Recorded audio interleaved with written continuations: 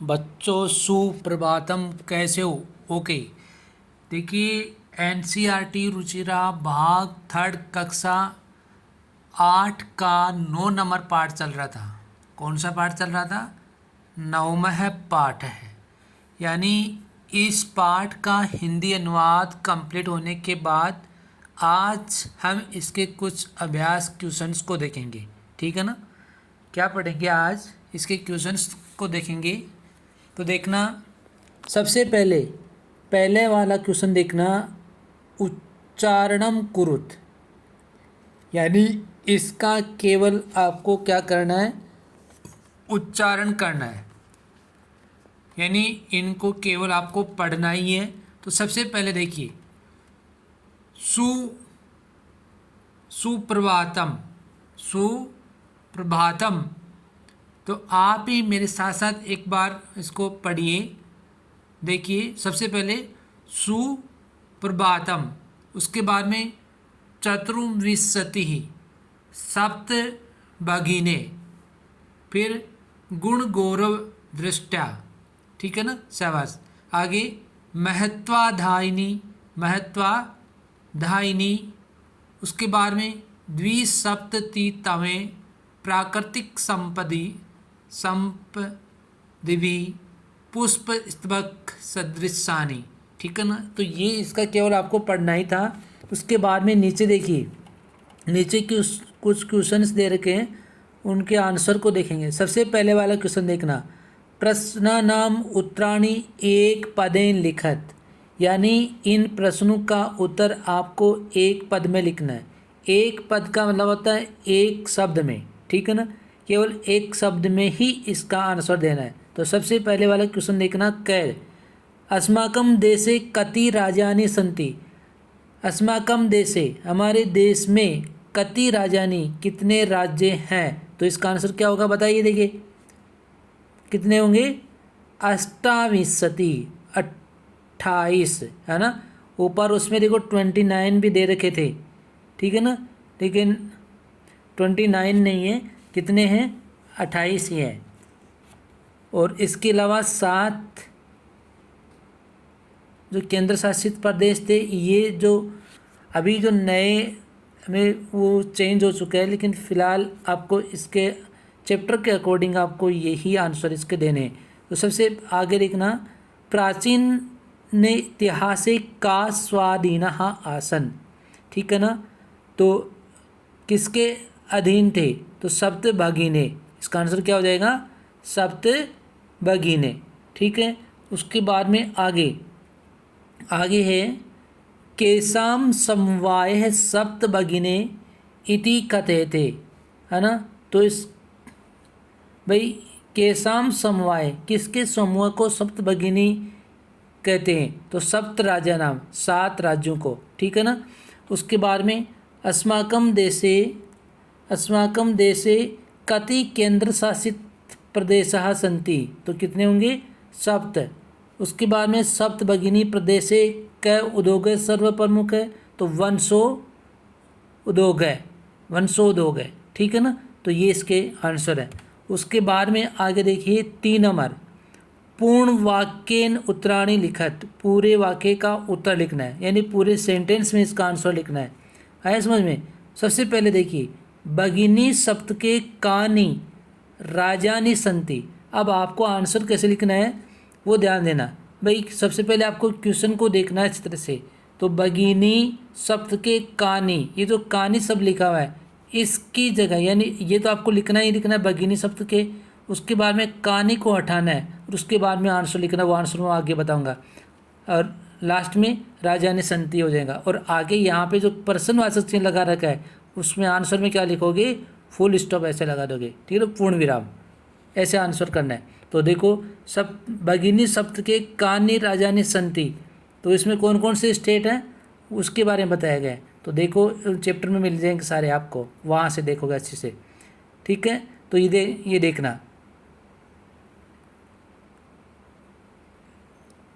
ये रहा।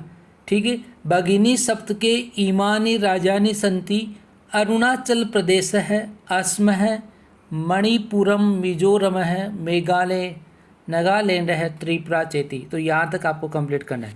उसके बाद में आगे आगे देखिए भाई, ख, इसी का ख देखना तीसरे का, इमानि राजानि सप्त भगिने इति किमर्थम कथयन्ते। इसका आंसर लिखना है। तो इसका आंसर वो ही इसी चैप्टर के अंदर आपको पीछे मिलेगा। ख का आंसर देखना कौन सा होगा, ख, ये ऊपर वाला, ठीक है। ये यहाँ से लेकर ख लगा रखा है ना, इसको आपको करना कंप्लीट। उसके बाद में आगे ग को देखना, ग,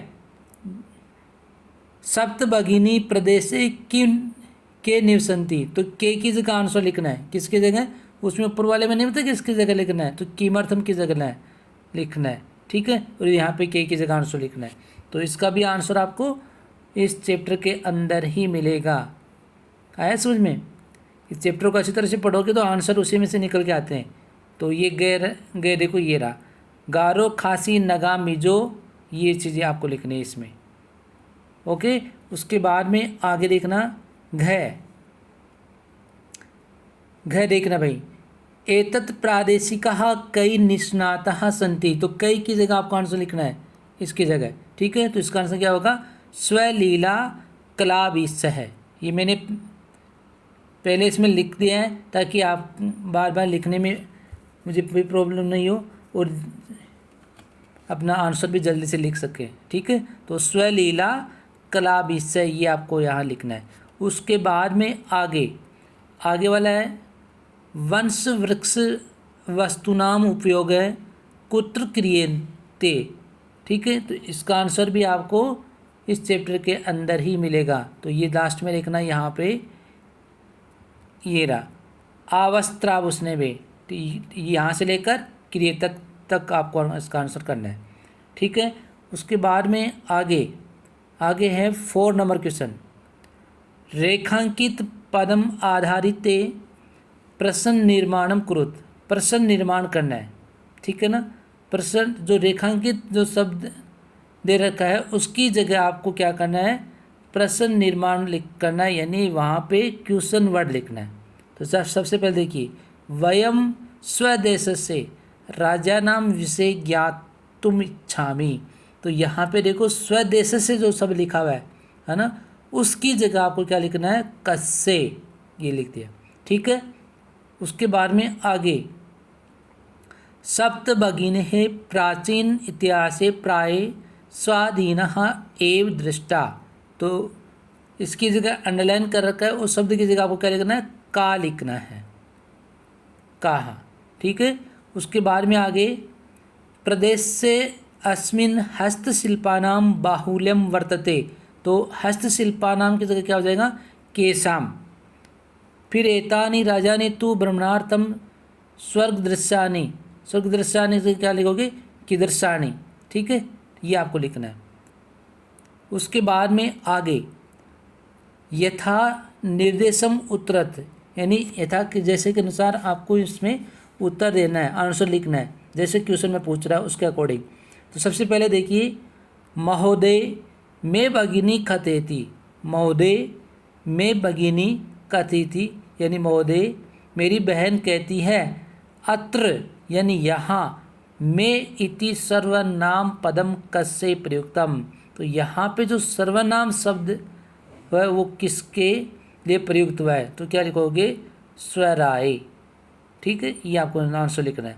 उसके बाद में आगे वाला सामाजिक सांस्कृतिक परिदृश्यानाम साम्यात् इमानि उक्तोपादिनः प्रथितानि अस्मिन् वाक्ये प्रथितानि इति क्रियापद से कर्तृपदम किम। कर्तृपद लिखना है, यानी कर्तापद। तो ईमानी शब्द आ जाएगा, ठीक है। उसके जो अंडरलाइन कर रखी है। उसके बाद में आगे एतेषां राज्यानां पुनः संगठनम विहितम, अत्र संगठनम इति कर्तृपदस्य क्रियापदम किम। तो क्या हो जाएगा इसका आंसर, विहितम, ठीक है। उसके बाद में आगे अत्र वंश वृक्षाणाम प्राचुर्यम विद्यते अस्मात् वाक्यात्, यानी इस वाक्य में अल्पता इति पदस्य विपरीतार्थकम पदम चित्वा लिखत। तो प्राचुर्यम, प्रचुर मात्रा में, प्राचुर्यम इसका आंसर आ जाएगा। उसके बाद बाद में आगे क्षेत्र परिमाणी इमानी लघुनी वर्तन्ते।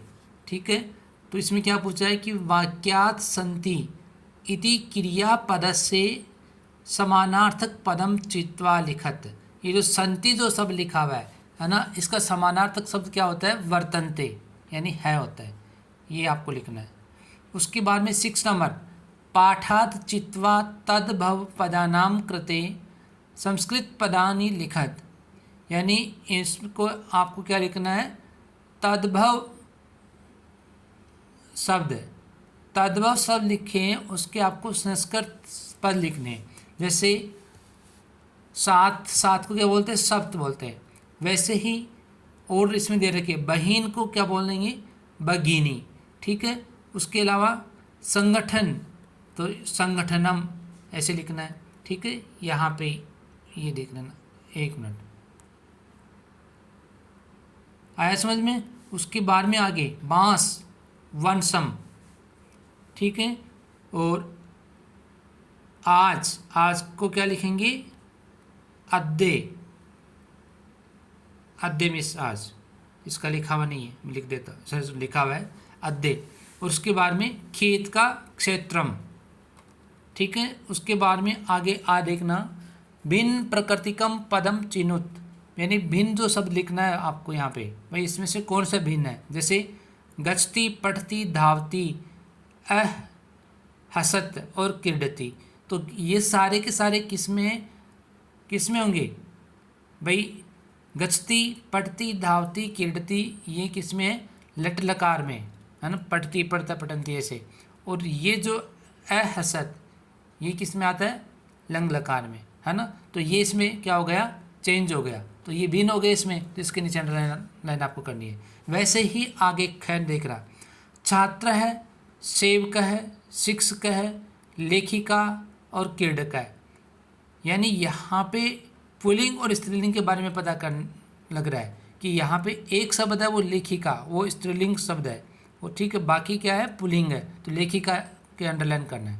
उसके बाद में आगे पत्रम, मित्रम, पुष्पम, आम्रह, फलम। ठीक है, अब इसमें बता दे कि क्या होगा? मित्रम, शाबाश, क्या होगा? मित्रम। क्यों होगा? कि देखिए, पत्रम पत्ते से संबंधित है, पुष्पम ये फूल से संबंधित, आम्र ये फल, आम होता है, फलम यानी ये सारे एक जैसे, और मित्र शब्द हो गया वो एक अलग हो गया, तो इसलिए यहाँ पे ये अंडरलाइन होगी। उसके बाद में आगे व्याघ्र है, भलुक है, गज है, कपोत है, शाखा, वृषभ है और सिंह है ना। तो इसके अंदर चेंज कौन सा हो गया? कपोत है, यानी कबूतर, ये इसमें चेंज है। उसके बाद में पृथ्वी, वसुंधरा, धरित्री, वसुधा, यानम, तो यानम शब्द अलग हो गया, तो वो आपको लिखना है। 7 नंबर देखना, विशेष विशेषणानाम उचितम मेलनम कुरुत, यानी विशेष विशेषण का उचित आपको मेल करना है। जैसे अयम प्रदेश है, अयम प्रदेश है, तो ये प्रदेश के सामने इसको लिखना है। उसके बाद में संस्कृति विशिष्टायाम भारत भूमौ, तो भारत भूमि में लिखना है। महत्वाधायिनी संस्कृति, प्राचीन इतिहासे एक समवाय, तो ये आपको लिखना है।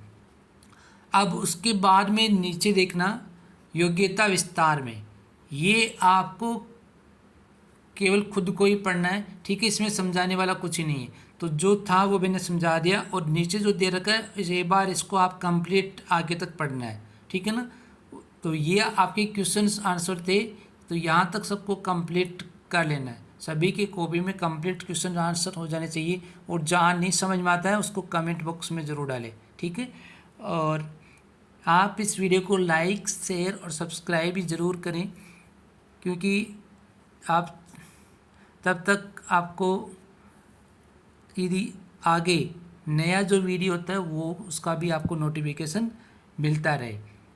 ठीक है, ओके, थैंक्स।